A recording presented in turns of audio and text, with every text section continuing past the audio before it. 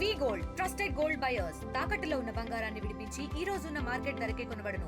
మరిన్ని వివరాలకు సంప్రదించండి 7710 నేడు ఈ కార్యక్రమం దేనికోసం పెట్టామన్న విషయాన్ని మీ అందరికీ నా ముందున్న పెద్దలందరూ తెలియజేశారు.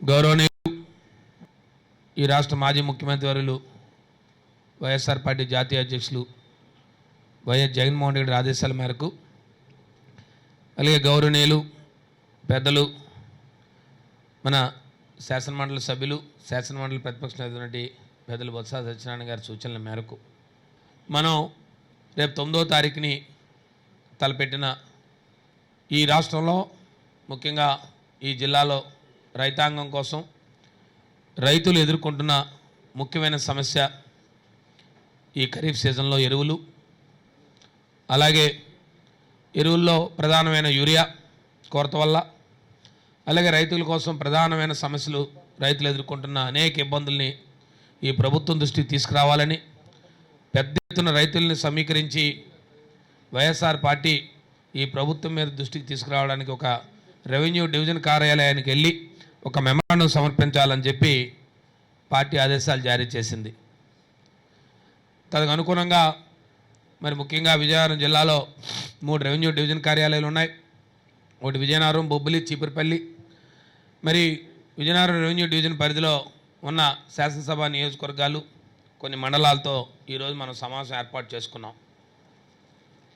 ఈ సమావేశం అయిన తర్వాత దీనికి సంబంధించిన పోస్టర్ కూడా పార్టీ చెప్పింది, దాన్ని కూడా పోస్టర్ ఆవిష్కరించే కార్యక్రమాన్ని కూడా ఇది అయిపోయిన వెంటనే మరి నియోజకవర్గాల్లో మేము ఈ నియోజకవర్గాల్లో ఈ పోస్టర్ ఆవిష్కరించడం రేపటి రోజుని, అలాగే ఎల్లుండి రోజు మరి మండలాల్లో మండల పార్టీ అధ్యక్షుల ఆధ్వర్యంలో మండలంలో ఉన్న ప్రజాప్రతినిధులు అందరూ కూడా పోస్టర్ ఆవిష్కరించి దీనికి పెద్ద ఎత్తున జన సమీకరణ చేసి రైతులందరి ద్వారా ఈ ప్రభుత్వం మీద ఒత్తిడి తీసుకురావాలి, ఈ ప్రభుత్వానికి తెలియజేయాలి.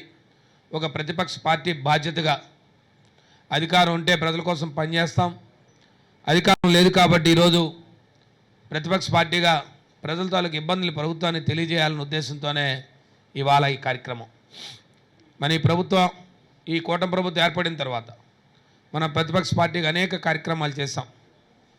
విద్యార్థుల కోసం చేస్తాం, ఆనాడు రైతుల కోసం చేస్తాం, అనేక కార్యక్రమాలు మన ఈ ప్రభుత్వం దృష్టికి తీసుకెళ్తా ఉన్నాం ప్రతిపక్ష పార్టీ బాధ్యతగా. మరి ఈరోజు కూడా ఈ కార్యక్రమం తల ముఖ్య ఉద్దేశం రేపు మనందరం వెళ్ళి పెద్ద ఎత్తున ఆ కార్యక్రమాన్ని విజయవంతం చేయాలని. దీంతో ముఖ్యంగా రైతు సంఘాలు కానీ, రైతుల పట్ల మక్కువ ఉన్న తటస్థులు కానీ, వారిని కూడా మీ ప్రాంతాల్లో ఉన్న వాళ్ళని కూడా సమీకరణ చేసుకొని, మీ మండల పరిధిలో కానీ నియోజకవర్గ పరిధిలో కానీ ఎవరైనా వస్తే వారిని కూడా సమీకరించుకొని రైతుల సమస్యలు, ప్రధానమైన సమస్యల్ని ఈ ప్రభుత్వం దృష్టికి తీసుకురావాలని ఒక ఆలోచనతో ఈరోజు కార్యక్రమం ఏర్పాటు చేసుకున్నాం. మరి దీనికి అన్ని మండలాల నుంచి వచ్చారు. మరి ఇందాకడే ఆలోచన చేసాం, మీరు రాకముందు పెద్దలందరితో కూడా సమావేశం ఏర్పాటు చేసుకున్నాం. మరి అందరం కూడా పెద్ద ఎత్తున గ్రామస్థాయి నుంచి కూడా రైతులను సమీకరణ చేసి రైతుల్ని పెద్ద ఎత్తున తీసుకొచ్చి మన అందరూ కూడా ఈ కార్యక్రమం విజయవంతం చేయాలి. మరి దానికి సంబంధించి గౌరవ పెద్దలు వీరభద్ర గారు చెప్పారు, 9వ తారీఖుని అందరూ కూడా ఉదయం 10 గంటలకల్లా కలెక్టర్ ఆఫీస్ జంక్షన్లో ఉన్న జ్యోతిరావు పూలే విగ్రహం వద్దకు అందరూ చేరుకొని అక్కడ నుంచి కలెక్టర్ ఆఫీస్ మీదుగా ఆర్డీఓ గారి దగ్గరికి వెళ్ళి ఆర్డీఓకి మెమరాండం సమర్పించడం జరుగుతూ ఉంది. దీనికి సంబంధించి పెద్ద ఎత్తున కార్యక్రమాలకి ఇక్కడున్న, ఎందుకంటే ప్రధానమైన నాయకులు అందరూ వచ్చారు, ముఖ్యంగా మండల పార్టీ అధ్యక్షులు, ఎంపీపీలు, జెడ్పీటీసీలు, ఇతర ప్రజాప్రతినిధులు అందరూ కూడా మీ తర్వాత మీ శాసనసభ ఇన్ఛార్జ్ వారి ఆధ్వర్యంలో సమావేశాలు ఏర్పాటు చేసుకోండి. ఈ కార్యక్రమం అయిన తర్వాత రేపటి రోజుని ప్రతి మండలం నుంచి కూడా, ప్రతి గ్రామం నుంచి కూడా జన సమీకరణ చేసుకొని పెద్ద ఎత్తున ప్రతి గ్రామం నుంచి కూడా రిప్రజెంటేషన్ ఉండే విధంగా, అది ఎలా అన్నది ఈ కార్యక్రమం అయిన తర్వాత పత్రికా సోదరులు సమావేశం అయిన తర్వాత అందరూ ఉంటే, మరి ఏ నియోజకవర్గానికి సంబంధించి ఆ మండలం వాళ్ళని అందరూ పిలుస్తాను, అందరితో కూడా కూర్చొని మాట్లాడి ఏ రకంగా జన సమీకరణ చేసుకోవాలి, ఏ రకంగా బయలుదేరాలన్న విషయాన్ని కూడా ఈ సమావేశం అనంతరం కూడా తెలియజేస్తానని చెప్పి మీ అందరికీ తెలియజేస్తూ, ఈ సమావేశం అయిపోయిన తర్వాత ఏ ఒక్కరు కూడా వెళ్లకుండా ప్రతి మండలాన్ని కూడా పిలుస్తాం. మీ శాసనసభ నియోజకవర్గం ఆధ్వర్యంలో ఆ కార్యక్రమాలు ఏ రకంగా కార్యక్రమాలు చేయాలి, ఏ రకంగా బయలుదేరాలన్న విషయాన్ని మనం కార్యక్రమాన్ని విజయవంతం చేయాలని. ఎందుకు ఈ కార్యక్రమం ఇంత పెద్ద ఎత్తున మనం ఈ కార్యక్రమం చేయాలంటే ఇవాళ జిల్లాలో పరిస్థితులు. గతంలో 5 సంవత్సరాలు పరిపాలన చేసాం. పెద్ద ఎత్తున మనందరం కూడా రైతు భరోసా కేంద్రాల్లో ఇవాళ పేరు మార్చిన రైతు సేవా కేంద్రాలు పెట్టుకున్నాం. ఆనాడు ఏనాడు కూడా యూరియా కోసమో లేదా విత్తనాల కోసమో లేదా ఎరువుల కోసమో ఏనాడు కూడా ఇబ్బందులు పడలే.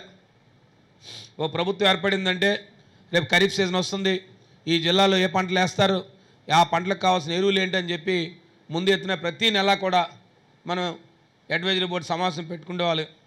వ్యవసాయ అధికారుల సమావేశం అది జిల్లా స్థాయిలో జరిగేది, మండల స్థాయిలో జరిగేది. ప్రతి ఎత్తున గ్రామ స్థాయిలో కూడా ఆర్బీకే స్థాయిలో సమావేశాలు ఏర్పాటు చేసుకొని పెద్ద ఎత్తున చేసేవాళ్ళని. ఏనాడు కూడా ఇలాంటి కార్యక్రమాలు చేయలే. చాలా దురదృష్టం. 5 సంవత్సరాల కాలంలో ఇవాళ లేదు. ఇప్పుడే మీరు మాట్లాడుతుండే చూశాను. ఇవాళ రాజధానిలో ఉదయాన్నే తెల్లవారుజాము 4 గంటలకి ఎరువులు కొట్టు దగ్గర నిలబడి కొట్టుకునే పరిస్థితి వచ్చింది. రైతులు కొట్టుకున్నారు.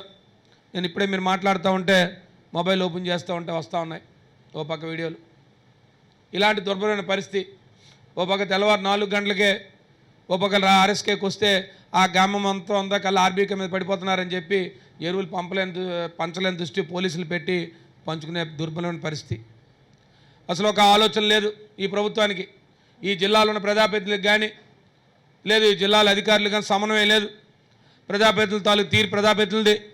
వాళ్ళు ఏ పర్పస్ కోసం గెలిచామో మళ్ళీ ఈ స్థానాలు వస్తాయో రావో, మళ్ళీ ఇలాంటి పరిస్థితులు ఉంటాయో రావో, ఏదో ఈరోజు ఇల్లు చక్కబెట్టుకుందాం మన దారి మందని చెప్పి వాళ్ళ దారిలో వాళ్ళు ఉన్నారు. వాళ్ళకి ఎక్కడా కూడా ఎరువులు కానీ లేదు యూరియా కావాలని కానీ లేదు ఎక్కడా మాట్లాడిన పరిస్థితులు కానీ అధికారులతో మాట్లాడే పరిస్థితులు కానీ ఈ జిల్లాలో ప్రజాప్రతినిధులకు లేదు. ఇక ఏదో అధికారులకి జిల్లా ప్రజాప్రతినిధులకి సమన్వయం లేదు. ఎక్కడా కూడా ఈ జిల్లాకి ఎంత కావాలి.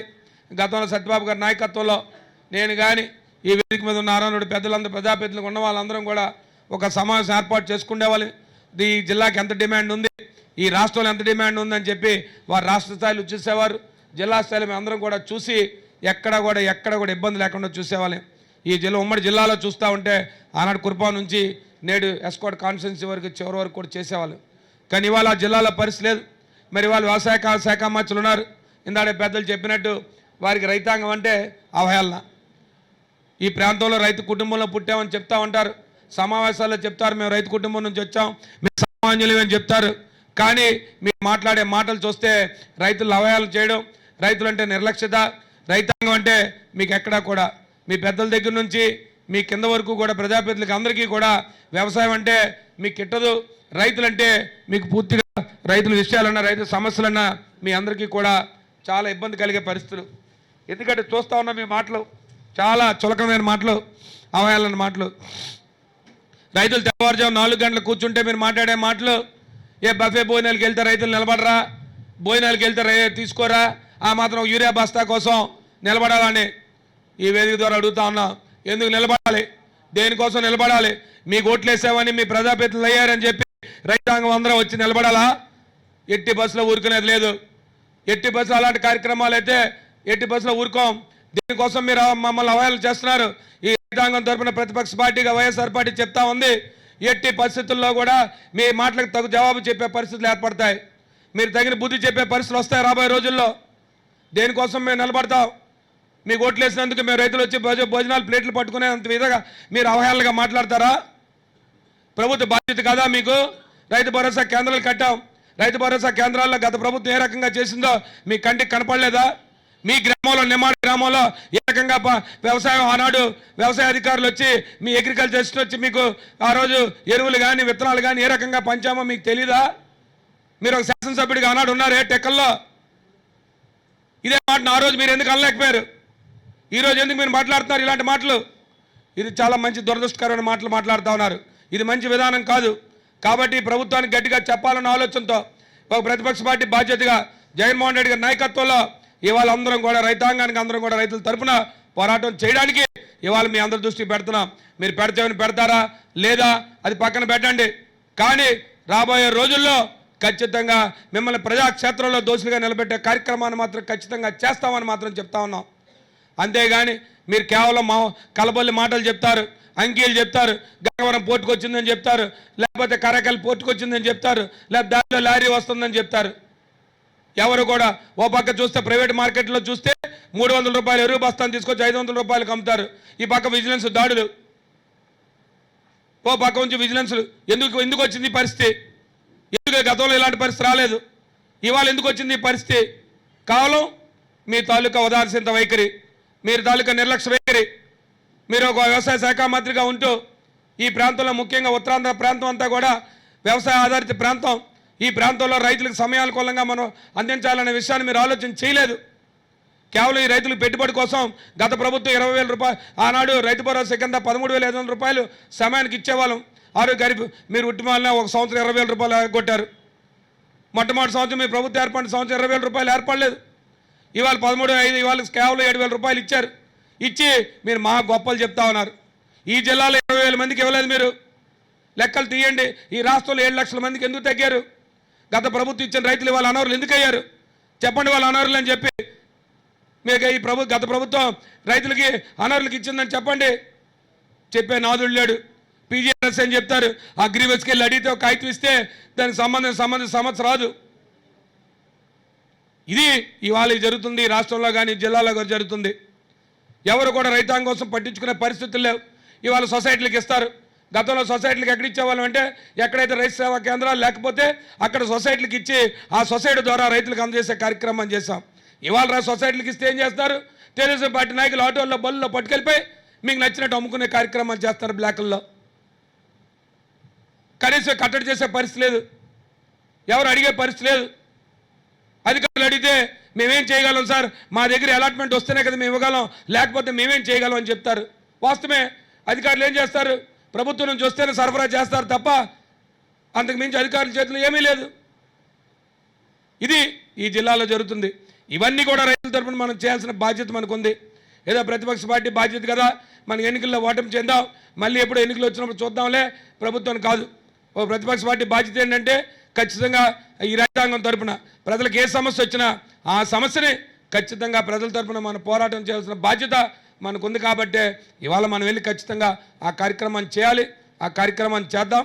ఖచ్చితంగా 9వ తారీఖుని ఏదైతే మనకి ఇచ్చిన ఆదేశాలు ఉన్నాయో దానికి అనుగుణంగా ప్రతి ఒక్కరూ కూడా ఈ వేదిక ముందున్న వాళ్ళు కానీ, వేదిక పక్కన ఉన్న వాళ్ళు, వేదిక మీద ఉన్న వాళ్ళు కానీ అందరం కూడా ఖచ్చితంగా ఈ కార్యక్రమాన్ని రైతాంగం తరఫున పద్ధతిగా మన అందరం కూడా చేసి ఈ ప్రభుత్వాన్ని తెలియజేయాలి. కేవలం మాటలు చెప్తున్నారు. ఏదైనా అధికార సమావేశం పెడితే కావాల్సినవి ఉన్నాయండి అంటారు. ఎక్కడైనా అడిగితే రైతులు వస్తే రైతులు ఒక పక్క క్యూలు తెల్లవారు 4 గంటలకి ఇక ఆఖరి కొట్టుకునే పరిస్థితి. ఇది ప్రభుత్వం కలిగించింది ఏంటంటే రైతుల కోసం. ముఖ్యంగా ఈ ప్రాంతం అంతా కూడా మన ప్రాంతంలో అందరూ కూడా రైతులు, నిరుపేద రైతులు. ఆనాడు ప్రభుత్వం చూస్తే ఉచిత విద్యుత్ 9 గంటలు ఇచ్చేది, రైతులకు సకాలంలో రుణాలు ఇచ్చేవాళ్ళు, రైతులకు సకాలంలో విత్తనాలు ఇచ్చేవాళ్ళు, రైతులకు రకాలలో వారి పంటని నేరుగా కొని వారి అకౌంట్లో డబ్బులు జమ చేసే కార్యక్రమాలు చేసేవాళ్ళు. ఇవాళ అలాంటి పరిస్థితి లేదు. కాబట్టే వీటన్నిటిని దృష్టిలో పెట్టుకొని రేపు ఈ కార్యక్రమాన్ని మనం చేయాలని చెప్పి మనందరం కోరుకుంటూ ఈ కార్యక్రమాన్ని చాలా ప్రతిష్టాత్మకంగా తీసుకొని రైతాంగం తరఫున ముఖ్యంగా ఈ జిల్లాలో రైతుల పక్షాన వైఎస్ఆర్ పార్టీ పోరాడుతుంది. వైఎస్ఆర్ పార్టీ రైతుల పక్షాన ఉంది. ఎందుకంటే ఒకసారి గుర్తుపెట్టుకోండి, ఈ పార్టీ రాజశేఖర రెడ్డి గారి నాయకత్వంలో ఇవాళ ఎప్పుడు కూడా రైతే రాజ్యం, రైతు బాగుంటేనే ఈ రాష్ట్రం బాగుంటుంది నమ్మిన వ్యక్తి ఆనాడు కిట్ రాజశేఖర రెడ్డి గారు. కాబట్టి ఆయన జన్మదినాన్ని రైతు దినోత్సవంగా గడుపుకుంటా ఉన్నాం. ఇవాళ రైతులు పడుతున్న పరిస్థితులు, రైతులకు జరుగుతున్న దుర్భరమైన పరిస్థితులు, ఇవాళ ఈ కూటమి ప్రభుత్వం నాయకులు మాట్లాడుతున్న మాటలు పెద్ద ఎత్తున మీద నుంచి కానీ కింద వరకు కూడా చాలా అవయాలుగా చులకనగా వారిని మాట్లాడుతున్నా ఇవాళ రైతులకు బాసడిగా మనం నిలబడదాం, రైతులకు అండగా నిలబడదాం. రైతులకు వాళ్ళ తరపున మేము పోరాడుతున్నాం, మీ తరపున ఈ ప్రభుత్వాన్ని నిలదీస్తామనే ఒక నమ్మకాన్ని, ధైర్యాన్ని, వారికి ఒక భరోసాని కలిగించాల్సిన బాధ్యత వైఎస్ఆర్ పార్టీకి ఉందని చెప్పి మీ అందరికీ తెలియజేసుకుంటూ ఈ కార్యక్రమాన్ని పూర్తిగా విజయవంతం చేయడానికి ఈ కార్యక్రమం అయినంటే వారి శాసనసభ్యులతో అందరం కూర్చొని ఎలా సమీకరణ చేసుకోవాలని ఖచ్చితంగా ఆ కార్యక్రమం చేసుకుందాం. తప్పకుండా ఈ కార్యక్రమాన్ని విజయవంతం చేసి రాబోయే కాలంలో ఎప్పుడూ కూడా ప్రతిపక్ష పార్టీ బాధ్యతగా ఈ జిల్లాలో ఏ ప్రధానమైన సమస్య వచ్చినా ఆ సమస్యకి తప్పకుండా వైఎస్ఆర్ పార్టీ ప్రజల పక్షాన ఉంటుంది అని చెప్పి తెలియజేయడానికే ఈ కార్యక్రమం పెట్టామని చెప్పి మీ ద్వారా తెలియజేసుకుంటూ నాకు ఈ అవకాశం ఇచ్చిన ప్రజలందరికీ కూడా ధన్యవాదాలు తెలియజేసుకుంటూ సెలవు తీసుకుంటాను. తెలుగులో ఫాస్టెస్ట్ న్యూస్ ఇప్పుడు కొత్త అవతారంలో 5 సెకండ్లోనే పూర్తి వార్తా సమాచారం మీ చేతిలో. సోషల్ మీడియా ట్రెండ్స్ మీ కళ్ళ ముందుకే live TV and voice search ఆప్షన్స్తో ఇప్పుడే డౌన్లోడ్ చేయండి యాప్ లింక్ డిస్క్రిప్షన్లో ఉంది.